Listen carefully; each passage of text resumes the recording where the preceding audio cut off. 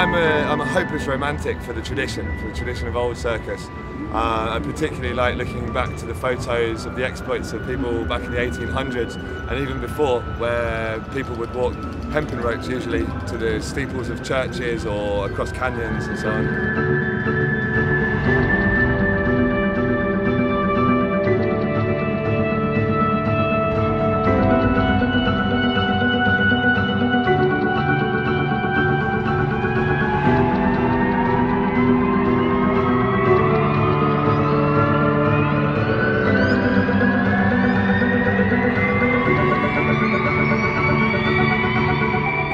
For me, it's a life choice. The preparation is not something that just takes a couple of hours or even a few weeks.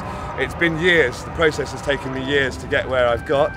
And I back up the obvious training, spending a lot of time on the wire with a lot of yoga and a lot of meditation.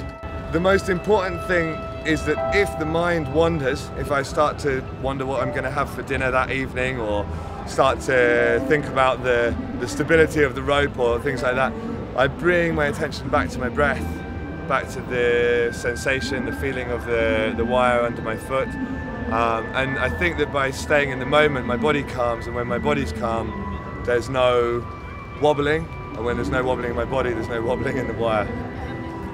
I wouldn't be able to do any of this without Damien from Roadrunner Rigging.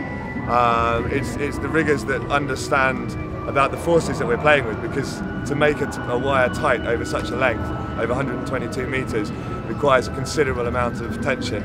And to do so safely, it's very important to have a good engineering mind, in fact. It's exciting to perform at Glastonbury, and it's an amazing festival, so full of different things, different sounds and sights and smells.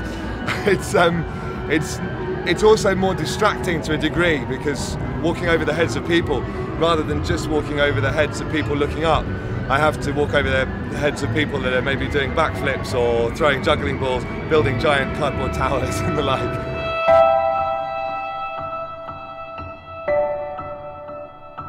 It's certainly the biggest challenge I've ever had on a high wire. I've walked at dusk before, in Macedonia last year, but it's the first time I've walked really at night time. In the tech run there was almost no ambient light from the rest of the site, and I couldn't see anything. Now I can see about 8 foot in front of me, which is, yeah, makes it harder,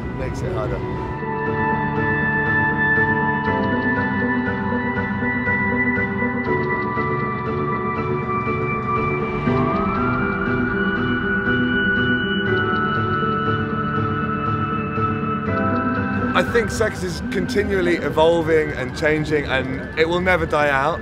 It will always have to tweak and rearrange and adjust depending on technological advances, but people always want excitement. People always want to see something spectacular, something different, something unusual.